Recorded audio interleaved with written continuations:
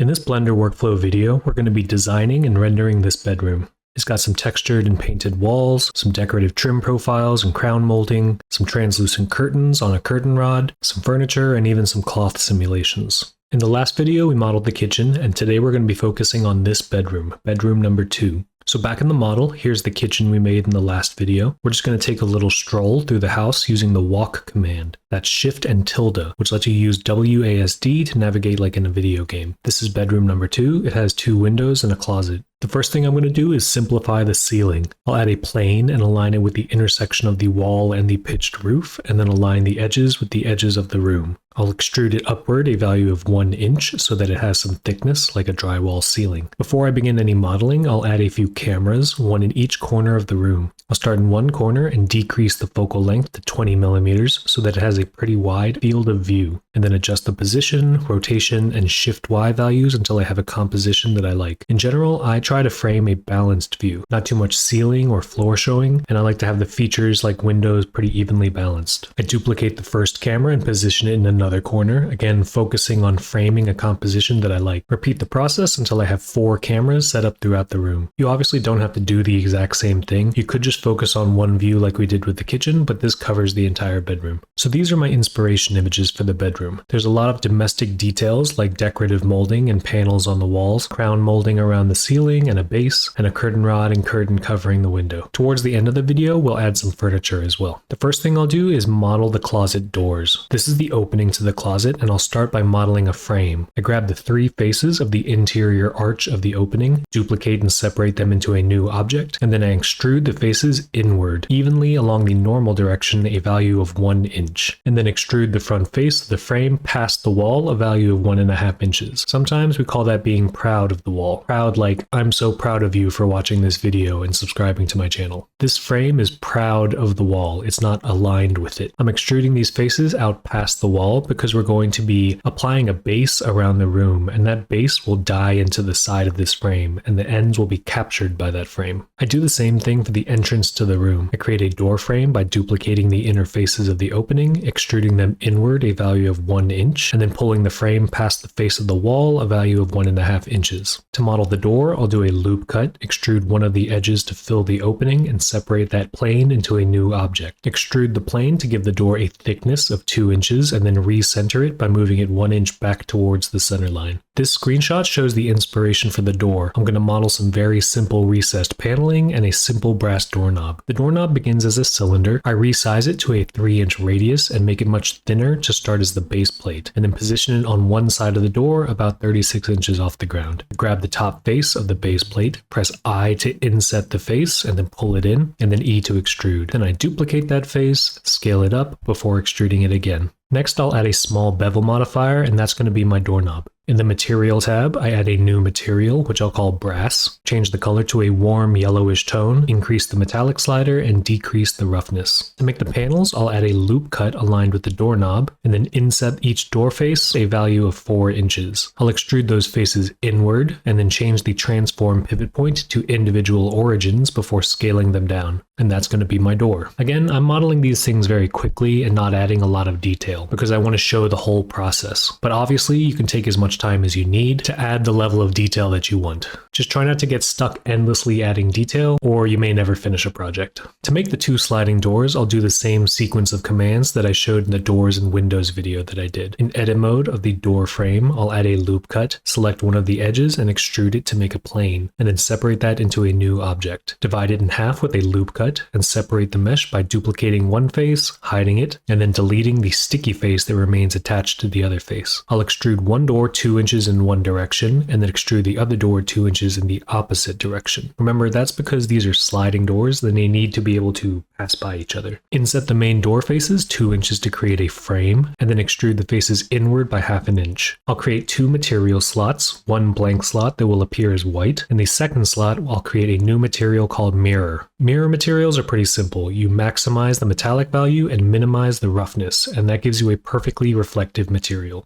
Just to show that they're sliding doors, you can also slide one open to reveal the closet behind. Checking my camera in rendered mode, I can see that it's pretty dark, so I'm going to adjust the environmental lighting in the World tab of the shader editor. Since I can see out the window, I'm going to choose a different HDRI environment texture, and I'm going to select this one because it's a nice outdoor forest environment similar to the surrounding of the house in real life. So now I can see some natural daylight coming in through the window as well as some grass and trees outside. In my opinion, there's a bit too much grass, so I can adjust the environment texture by selecting it and pressing Ctrl T with the Node Wrangler add-on enabled. This will add a mapping node setup to the environment texture, which will allow me to adjust the transforms of the HDRI map. In this case, I'm going to adjust the Z value of the location transform until I can see an even amount of grass and sky outside the window. I'll also adjust the rotation value along the Z-axis to spin the HDRI texture around, which will make the light come in from a slightly different angle. And then I'll increase the strength of the background to increase the overall brightness of the environmental lighting. The next thing I'll model is the light fixtures. I'll isolate the plan in local view and then add a new cylinder that will be a recessed circular downlight. I change the size to a 6-inch diameter and then inset the bottom face a small amount and extrude it upwards. I'll bevel the outside rim and apply my LED emissive material to the light. I'll use arrays to create a 2x2 grid and then add a circular area light centered on each light, placing it just below it. Next, I'll use a Boolean difference to create the circular openings in the ceiling where the lights are. So I'll select and duplicate the light fixture objects. Normally, I like to join all of the cutting objects into one object, but when I press Ctrl J to join, you can see that there's an error message that pops up saying active object is not a selected mesh. That's because I currently don't have an active object. All 4 of these objects are currently selected, but there's no active object. Usually that's indicated by a lighter shade of orange. If I shift select one of these objects, you can see that now I have an active object, and when I press Ctrl J, they're all joined into the active object as one. So with my cutting object selected, I shift select the ceiling object and press Ctrl- for a Boolean difference. And now there are circular openings in the ceiling. To stay organized, I'll put my cutting object into my cutting object collection by pressing M for the move to collection menu. Exiting local view, I can see my lights are a little bit too low, so I'll grab them and shift them up so that they're aligned with the ceiling. So I want to talk about cameras and views for a second. Currently, I have 4 different cameras set up in this room, but only one of them can be the active camera at a time. If I press 0, I can only see this camera's view. Something that I like to do is bind cameras to different frames. You know, I like to bind.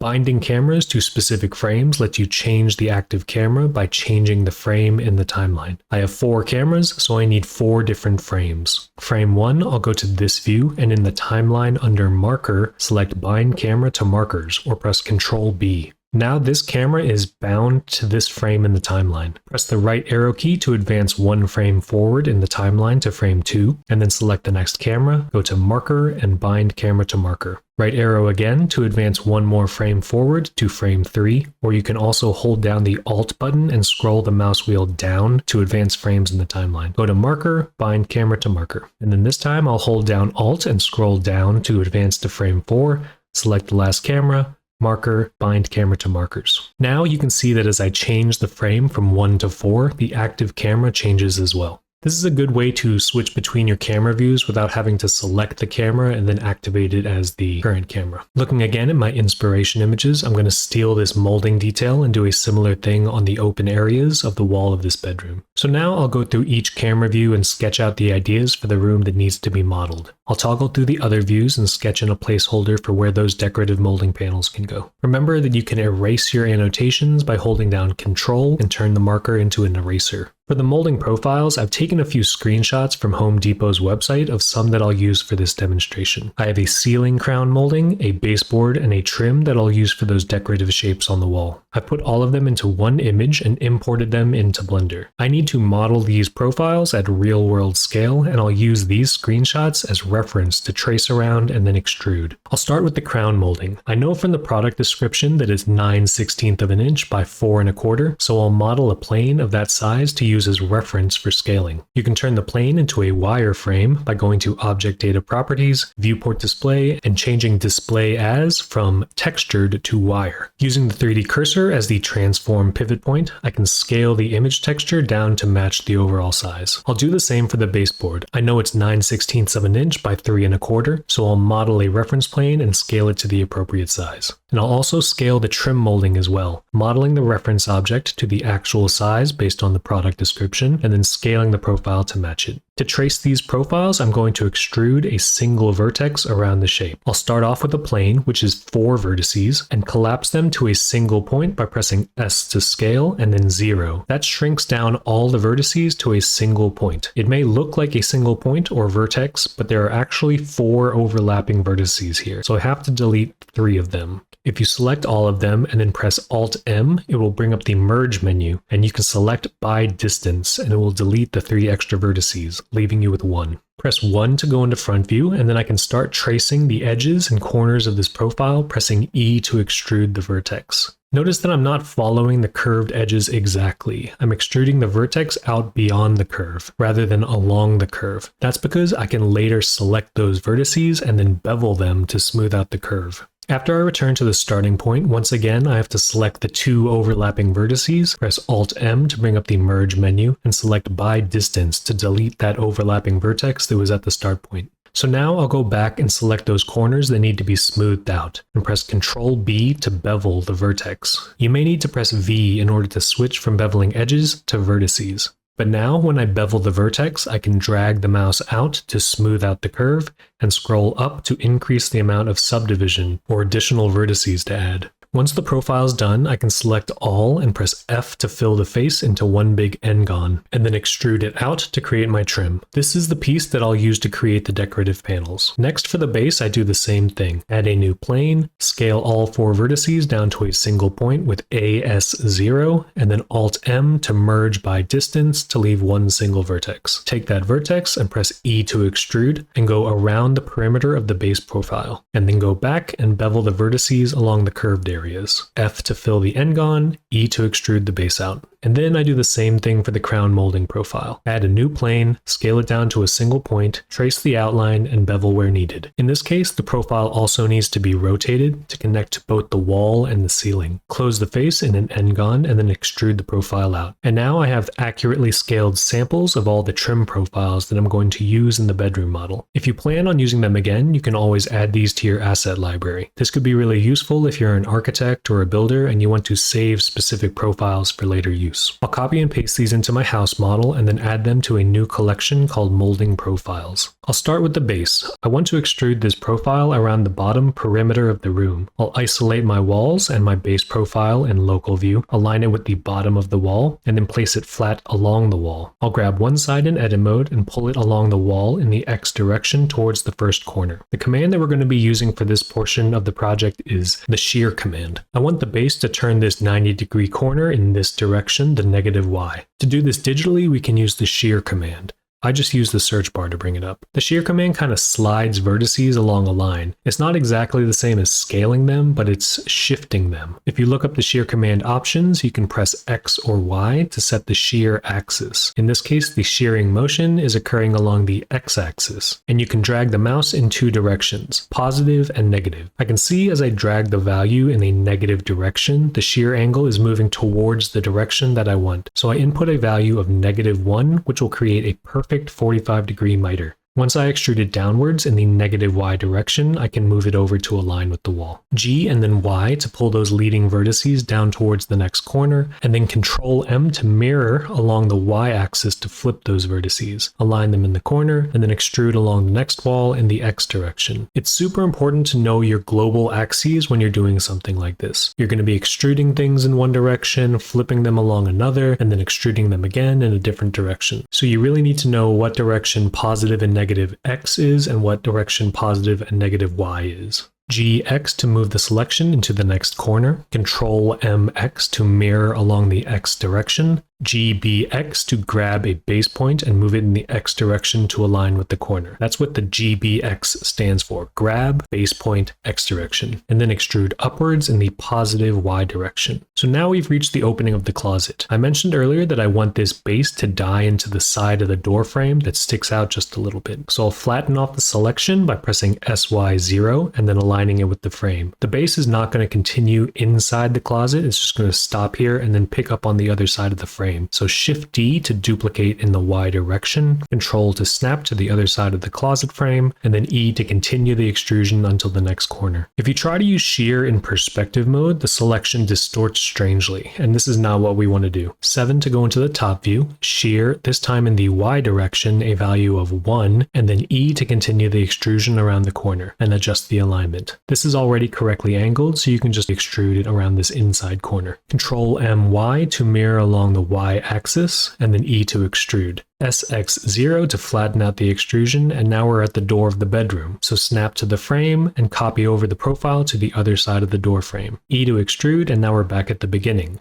Select both ends and then use bridge faces to connect them. And now we have a base that goes around the entire room, stopping at the openings for the doors. Next, I'll do the crown molding. GZ and hold down Control to move and snap to the underside of the ceiling. GX, hold down Control to move and snap to the wall. And then start making my way around the perimeter of the room. GY to move to the first corner, shear in the Y direction, a value of 1 to create a 45-degree edge, E to extrude in the negative X direction to the next corner, E to extrude again in the positive Y direction to this corner. Control MY to flip in the Y direction, E to extrude in the positive X to the next corner, Control MX to flip horizontally, E to extrude in the negative Y direction to the next corner, Control MY to flip in the Y direction, E to extrude in the negative X direction to the last corner, Control MX to flip horizontally, and E to extrude back to the starting point. SY0 to flatten the angled edge, align with the starting point, and bridge faces to connect and close the loop. So just now I was focused on getting the extrusions right as I made my way around the room, in terms of the shear direction and the value as I turned the 90-degree corners. I wasn't focused just yet on accurately snapping to the correct surfaces. I find it's easier and less tedious for me to first outline the crown around the room all in one go, and then go back and snap to the walls all at once. But now I have a continuous crown that goes around the entire ceiling of the room.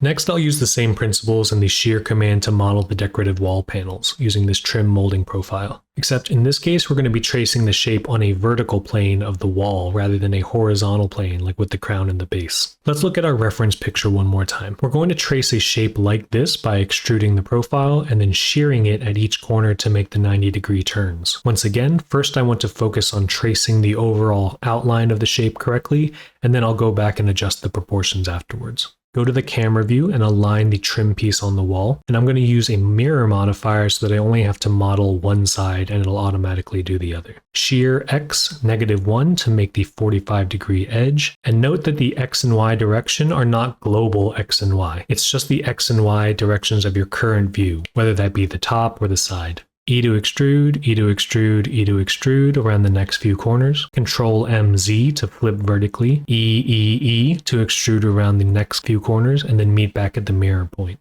So now that the overall shape is completed, we can look in context and adjust the size and proportions in edit mode. I'll pull this bottom edge up a few inches above the base, raise the top up a little bit, and adjust the placement to be more centered in the wall. Looking again at the reference, the corners are really only about 3 or 4 inches. They're much smaller than what I currently have. So I'll go back and adjust mine in edit mode and have smaller corners. Shift D to duplicate the panel and adjust the overall size in edit mode. I'll move on to the next wall, selecting, duplicating, rotating, and snapping a new panel onto the wall. I'll adjust it to fit nicely on the wall and then duplicate it to fill the other side on the opposite side of the window. I'll duplicate another panel and then fill this small area of wall behind the door, and then duplicate another panel for this last wall, this time using an array modifier to create 3 evenly spaced panels. And now all the wall surfaces have this decorative trim paneling on them. Or this may just not be your style and you can just skip this part completely. I'm just doing this more of a demonstration of the shear command and how to achieve the look from the inspiration image. So now I can choose an output folder and I'll render the animation to render all 4 cameras in succession. And then here's the result of that.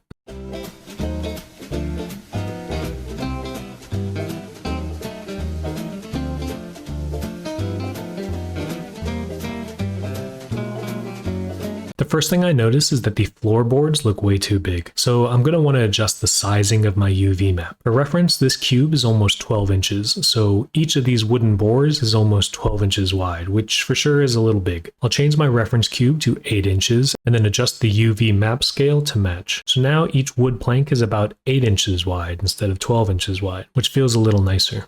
I also thought the wall paneling was hardly noticeable. The effect was much too subtle, and the rendering resolution was so slow that I could barely even see the paneling on the wall. As a cheat, I go around scaling the panels to be twice as deep to get a little more shadows and the appearance of depth. It's no longer technically realistic, but it's exaggerated for the rendering to illustrate a design choice. I always think that rendering should be treated a little bit differently than the actual official drawing set. In renderings, it's totally okay to simplify and lie and Photoshop in order to focus on conveying the design intent and being efficient and smart with your time and effort. You can spend hours and hours modeling everything perfectly down to the smallest detail, but you're going to get diminishing returns. Those details often aren't even noticeable or important, and can use up a lot of your time, especially if you're on a deadline. But as you do your own projects, you're going to have to determine for yourself where you want to spend your time and effort. So now I'm going to show you a way to apply and test out a variety of paint colors. When I'm doing paint studies, I usually start by making a little color swatch as a texture with all the paints and their names. I just go to the paint manufacturer's website and take a screenshot of the paint name and color, and then use PureRef to arrange them into one texture. These two colors are from Faro and Ball, and this one's from Benjamin Moore. You can include as many different paint colors as you want using this method. I'm going to show you a technique to use the UV editor and the UV maps to sample just a single pixel of the base color,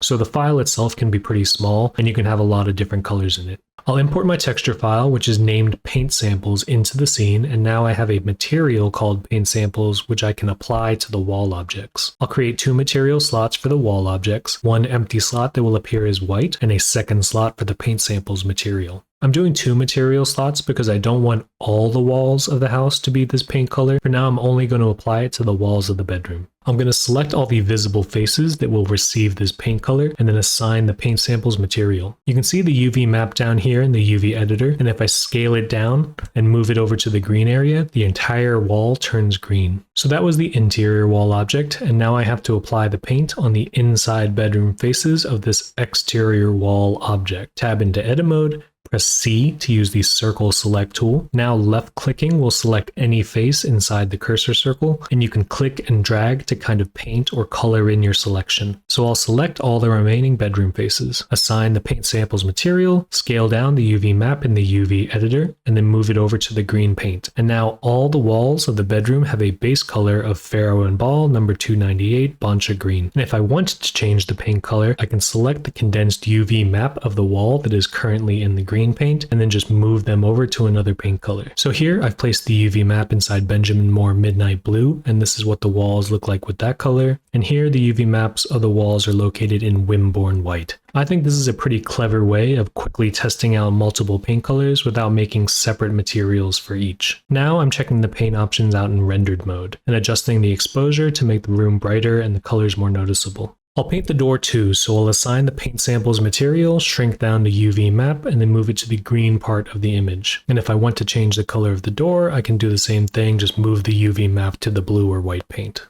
The walls have a base color now, but they're perfectly flat and smooth. In real life, walls usually get a textured appearance like an eggshell finish to give some roughness and irregularities to scatter light. So for a little bit more detail, I'm going to show you how to use multiple UV maps on the walls. One UV map for the base color and a second UV map for the roughness and bump. So this is an eggshell texture that I'm going to use for the roughness and the bump. I'll start by importing it into the Blender file, and in order to use this technique of multiple UV maps, the wall objects must have multiple UV maps. If you select an object and then go to Data Properties tab, there's a drop-down for UV maps. By default, most objects have one default UV map, simply called UV map. The plus button will create another UV map, and you can rename them to be specific things. I'll name one paint color and the other eggshell texture. So now this mesh object has 2 UV maps, one called paint color and one called eggshell texture. In the shader editor for the Paint Samples material, right now it's just an image feeding into the base color. I'll duplicate the image texture node and change it to the eggshell texture. Now I can add 2 UV map nodes next to each image texture node. From the drop-down menu, you can select the named UV maps we created and choose paint color for the top and eggshell texture for the bottom. Connect each of those to the image textures. Now this material consists of 2 textures. One is the paint sample color texture that's mapped using the paint color UV map that determines the base color of the wall. The eggshell texture is separately mapped with the eggshell texture UV map, and that will feed into the roughness and bump slots. I'll add a black and white color ramp to feed into the roughness slot and a bump node that receives the eggshell texture in the height slot and connect that to the normal. So the object has 2 UV maps now, but notice that there's a camera icon that denotes visibility. Currently, the paint color UV map is very small, sampling only a few pixels of the green area of the image for the color. We don't want the eggshell texture UV map to also be very small, so we can turn on the eggshell UV map by selecting the camera icon and then unwrapping it again using cube projection. So now you can see the wall remains green because we didn't unwrap or change the paint color UV map, but now there is some bump texture happening on this wall and some smoothness happening on this wall. Remember, the eggshell texture is going to determine both the bump and the roughness of the object. There's a clear boundary where the eggshell stops, and that's because the image texture is currently set to clip. We want to change this to repeat, so now the texture continues in a repeating pattern and doesn't stop at the edges of the image. So now we can see the bump effect is happening on the entire wall. It's way too intense, so I can reduce the strength value to decrease the effect and make it more subtle. In the UV editor, you can select the wall's UV map, which is currently the eggshell texture map, and then adjust the scale to your liking. This UV map is independent of the paint color. Notice how the color remains the same. If you change the current UV map back to the paint color, you can see the UV map is now back to the small condensed point that we used to determine the paint color. And if we move it, the paint color changes, but the bump effect remains the same. You can do the opposite as well. Turn on the eggshell texture UV map, switch back to the eggshell texture in the UV editor, and if you want, you can move this UV map around independently. Back in the shader editor, I'm going to adjust the color ramp to tweak the roughness values and then check how it's looking in rendered mode. This wall is supposed to be the same color as this wall, but currently it's not. That's because this is a separate object and it still has the default UV map. When I select this green inner wall, I can see the 2 UV maps that I set up earlier. But when I select the other wall, I can only see the default UV map. So in order to get the same effect of one UV map controlling the paint color and a second UV map controlling the bump and roughness,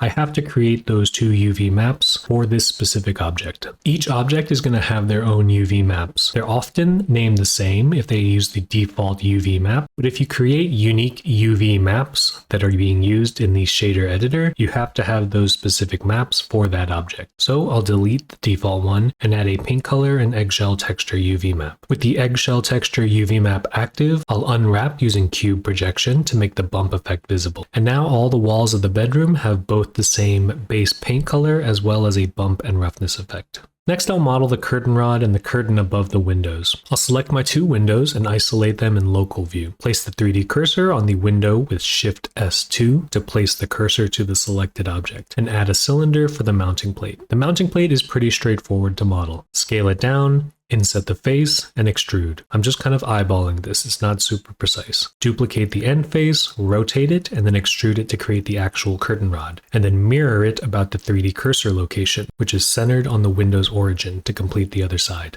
Snap it to the wall and adjust, apply a simple black metal material, and that's my curtain rod. For the curtain itself, I'm going to just do something really simple. I'm not going to run a cloth simulation for the curtain. I'll start with the plane and add a bunch of loop cuts. Now I have all the loop cuts selected, and to select every other one, I use the command checker deselect. I don't know what the shortcut for that is, I just use the search bar. Now with every other edge selected, I'll pull them slightly over to the side to create a zigzag pattern. This is kind of mimicking the folds you see in curtains or blinds. Again, this is just really simplifying it. Next, I'll bevel those edges to round it off and make it more of a wavy curtain instead of a rigid accordion shape. Size it and place it on one side of the window, and I want these curtains to let a little bit of light through them. So I'm going to create a new material and call it translucent curtain. In the shader editor, I add and connect a translucent shader and delete the principled BSDF. I'll import an image of a fabric curtain to use as the base color. Now that this texture is in the Blender file, I can add an image texture to my curtain material and select the curtain texture. I'll adjust the scale of the texture and then check how it looks in rendered mode. That's kind of the effect that I'm going for. A mostly opaque curtain that lets a little bit of light pass through it. So I'll copy for the other windows, adjusting the scale and placement to fit the windows. I like to cycle through my cameras, checking each view and adjusting as necessary. To check the progress, I'll choose a new output folder and I'll render the animation again.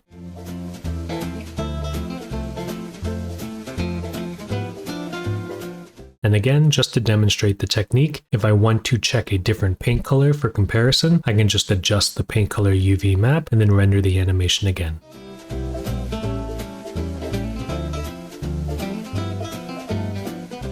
I'll do one more paint comparison, this time selecting the blue paint and rendering the animation again.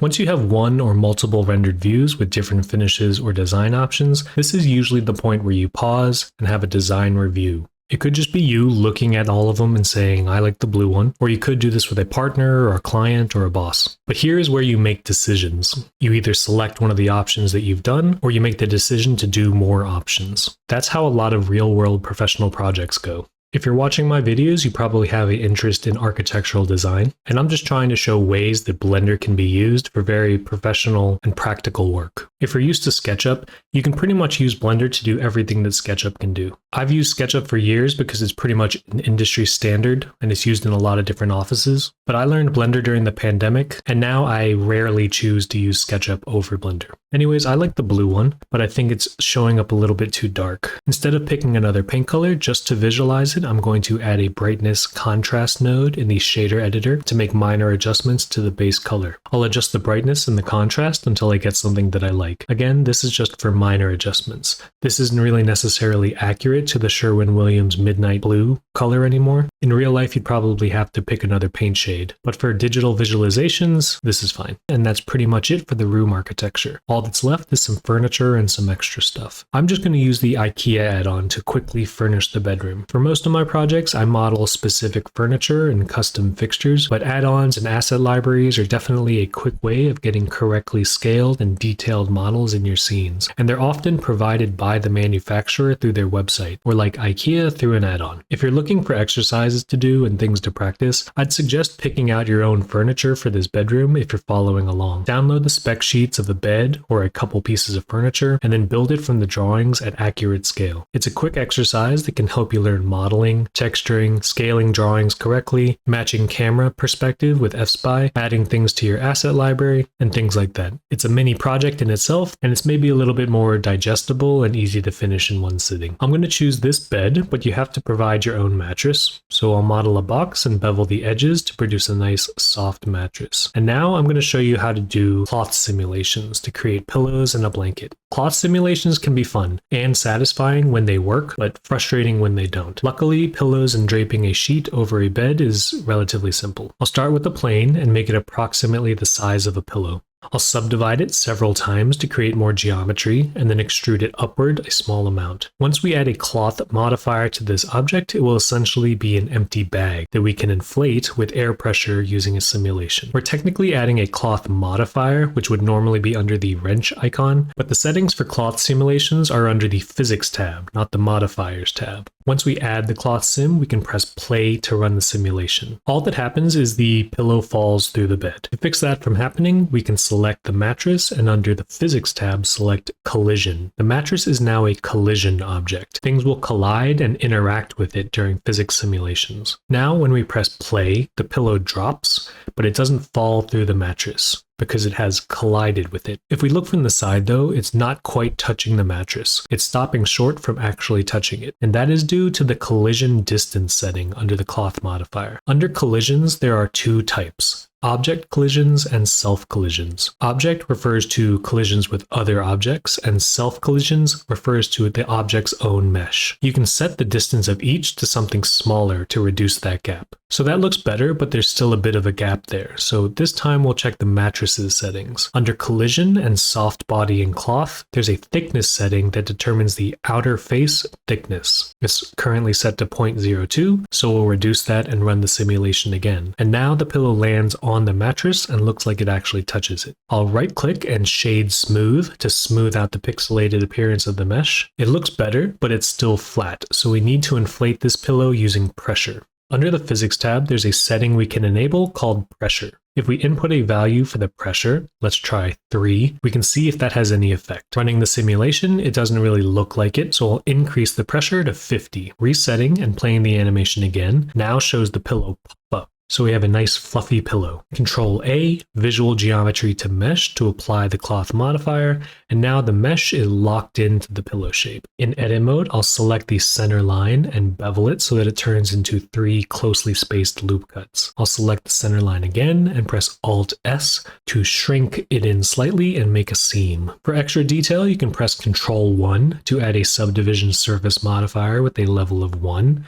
set to Catmull Clark. In general, that's usually good to do for more organically shaped objects like this pillow. And now I can just duplicate the pillow so I have 2. So next is the blanket. I'll model a blanket-sized plane, add a cloth simulation, and run the animation without any subdivisions. You can see the plane is super rigid because it doesn't have a dense enough geometry to deform according to the cloth simulation. So that's why you have to subdivide the plane several times before running the simulation. And now it looks more like a folding cloth as it drapes over the mattress. One of the settings that I sometimes look out for is the vertex mass, located under the physical properties menu of the cloth physics tab. It says vertex is 0.661 pounds, so that seems like way too much, and you can see it kind of pulls the sheet right off the edge of the bed. So I'll reduce that value and run it again, and it doesn't make a huge difference, but I suppose it does look lighter and more realistic. I'll tweak the same collision settings as the pillows, enabling both object and self collisions and lowering the collision distance. This is how you have to do simulations. You tweak a setting, test it, tweak it some more, and keep running it and pausing it until you find something that's good enough that works. I'll import this colorful quilt image to texture the blanket. If you apply the texture before running the simulation, the image will distort realistically as it folds and falls and interacts with other objects. And again, just more tweaking of the size of the rug and running the simulation a few more times until it drapes in a nice way. So that looks nice, but the cloth is falling down past the ground level. So I'll add a ground plane and set that as a collision object, and then run the simulation again. Now the blanket stops at the ground and doesn't clip through it. I'll add another subdivision surface modifier as well as a solidify modifier to give the blanket a smoother appearance and some thickness. And I'll adjust the roughness slider so it doesn't appear shiny and reflective. And now I'll just copy and paste it into my bedroom scene. The rest is just going through the IKEA catalog and choosing furniture pieces and pasting them into the scene. I'll add a nightstand, a small desk,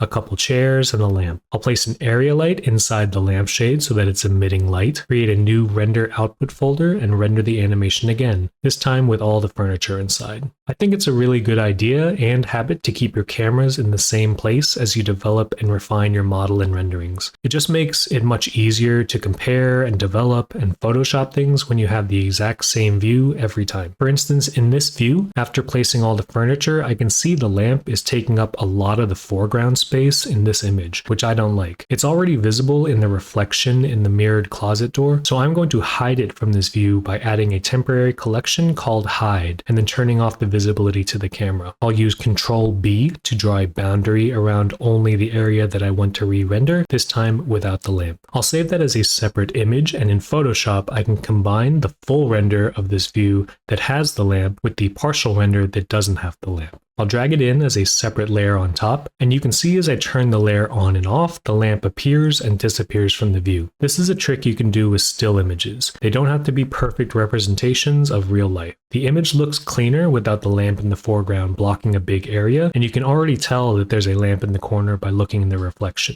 So this is a trick that you can do outside of Blender to be very intentional in what you want to show in your final renderings. Most people are not going to be able to tell that there should be a big lamp in the foreground of this image. And now I have 4 final rendered views showing every corner of this bedroom.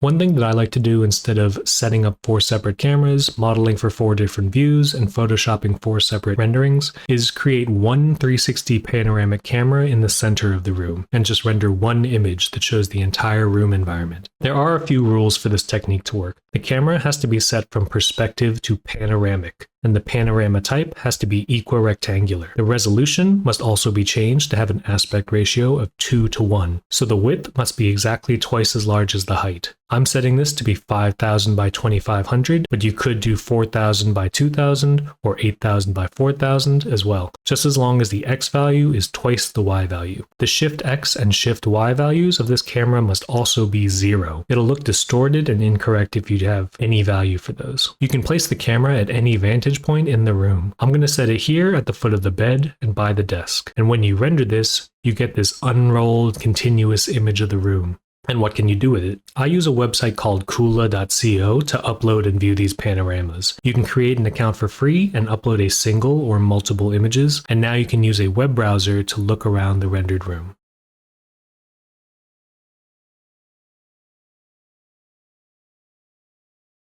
It looks like I forgot to update the door's UV maps once I adjusted the material, so I'll add a paint color and eggshell texture UV map to the door object, adjust and scale the UV maps, and then re-render just that portion of the image. Using the Photoshop trick again, I'll drag this partial render on top of the full render, and it'll act like a patch or a band-aid to cover up the wrong area. This is a trick you can do to save on render times as well. So as I zoom in, now you can see the door appears correctly painted, but I can see a slight border around the patch. It's not very drastic, but it's pretty noticeable. So to deal with that, I add a layer mask to the rendering patch and then just paint in the areas where I want it to be visible. In this case, just over the door. And then I don't have to see the hard edge of the patch. But now I'll re-upload it to Kula.co and I can look around the finished bedroom. And that's it. That's the whole process. Let me know any questions in the comments, and thanks for watching.